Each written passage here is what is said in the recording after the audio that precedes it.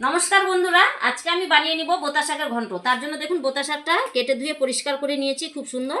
বেগুন আলু বড়ি দিয়ে ঘন্টটা তৈরি করব। একটা বড় সাইজের বেগুন ছোট ছোট করে কেটে নিয়েছি। বেগুনটা আগে ভাজে তুলে নেব। আর সঙ্গে নিয়েছি আমি 6খানা বড়ি। বড়িটা আগে সবার প্রথমে ভেজে তুলে নেব। কড়াই বসিয়ে দিয়েছি, কড়াইও গরম হয়ে গেছে। কড়াই দিয়ে দিচ্ছি সরষের তেল। হয়ে গেছে খুব সুন্দর। এইবার আমি বড়িটা ভেজে দেব।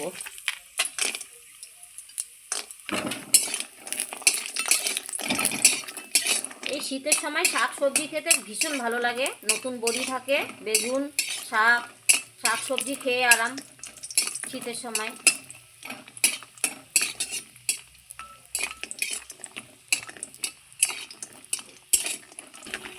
বড়িটা আমি লাল লাল করে ভেজে নিয়েছি। এইবার বড়িটা আমি তুলে নিচ্ছি।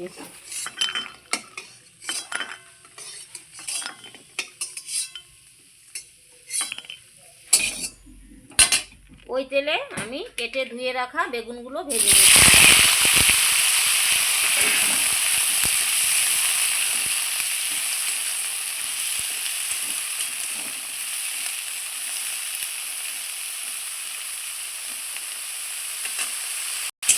এই বেগুনটা আমি ছেড়ে দিয়ে 1.5 থেকে 2 মিনিট এমনি ভেজে নিলাম। এইবার দিয়ে দেবো লবণ হলুদ।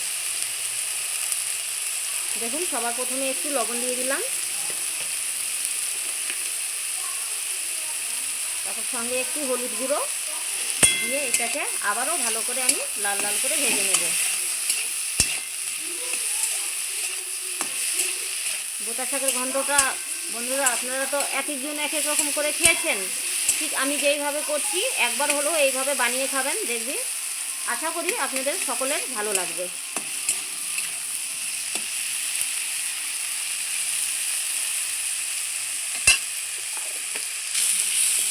বেগুনটা খুব সুন্দর লাল লাল করে ভেজে নিয়েছি। এইবার আমি বেগুনটা তুলে নেব।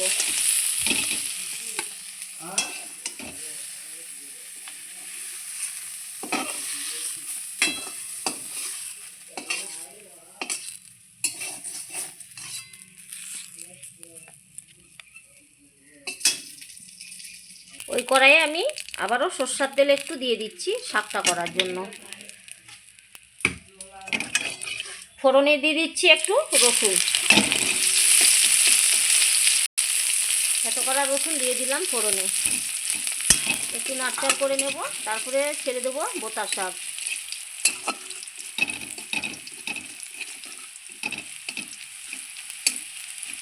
এই দেখুন রসুনটা ভাজা হয়ে গেছে, সোনালি কালার খুব সুন্দর। এইবার আমি বোতা শাকগুলো ছেড়ে দেবো।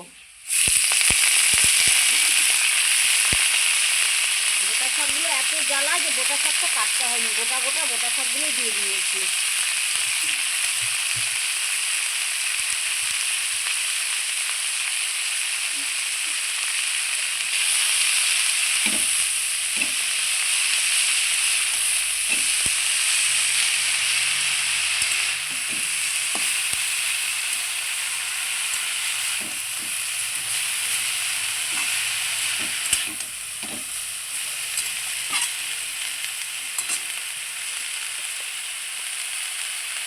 সামান্য পরিমাণ লবণ দিয়ে দিলাম শাকে, সঙ্গে একটু হলুদ গুঁড়ো।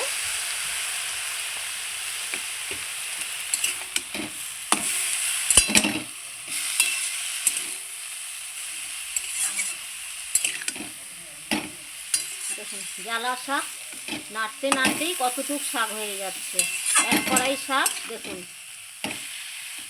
এইবার আমি ঢাকা চাপা দিয়ে দেবো একটু কিছুক্ষণের জন্য।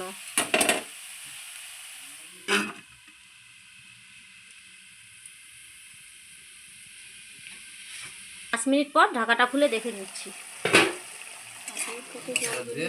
দেখুন কতটা জল বেরিয়েছে। টাটকা শাক দেখুন বন্ধুরা কতটা জল ছেড়েছে। বোতা শাকের মধ্যে জল দেওয়ারই প্রয়োজন মনে হবে না এটাতে। এইবার আমি দিয়ে দেবো এর মধ্যে বড়িগুলো ভেঙে দেব। তাহলে বড়িগুলো কি হবে, সেদ্ধ হয়ে যাবে খুব সুন্দর। তাহলে বোতা শাকটাও খেতে খুব ভালো লাগবে।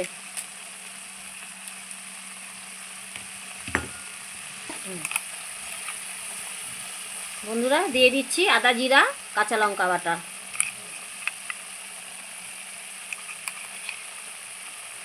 3 চামচ দিয়ে দিলাম, ছোটো চামচের হয়ে গেছে। এইবার আমি ভালো করে নাড়চাড় করে নেব।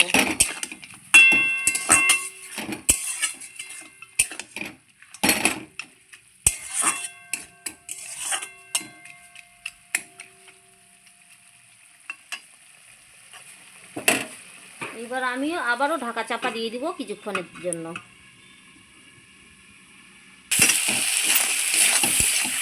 এই দেখুন গোটা শাকটা আমি মশলা দিয়ে খুব সুন্দর করে ভেজে নিয়েছি, মশলার যে কাঁচা গন্ধ সেটা চলে গেছে। এইবার আমি ভেজে রাখা বেগুনটা দিয়ে দেবো এর মধ্যে। দেখুন ভেজে রাখা বেগুনগুলো দিয়ে দেবো।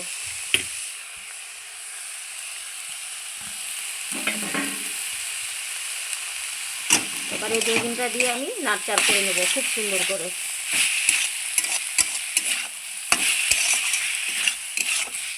এর মধ্যে কোনো রকম আলু পড়েনি, দেখুন শুধু বেগুন দিয়ে গোটা শাকের ঘন্ট বড়ি দিয়ে খুব সুন্দর লাগে এইটা, এই শাকটা খেতে।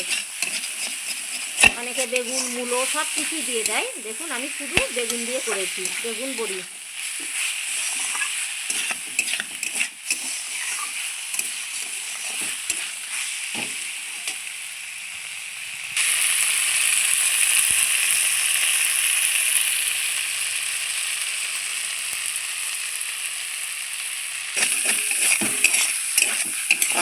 এই যে বন্ধুরা আমার গোটা শাকের ঘন্ট হয়ে গেছে, এইবার আমি নামিয়ে নিচ্ছি।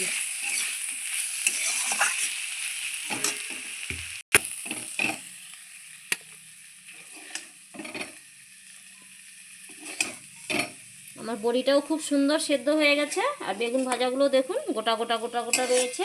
কি ভালো লাগবে এটা খেতে। আপনি এভাবে একবার হলেও বানিয়ে খাবেন, আপনাদের সকলের ভালো লাগবে।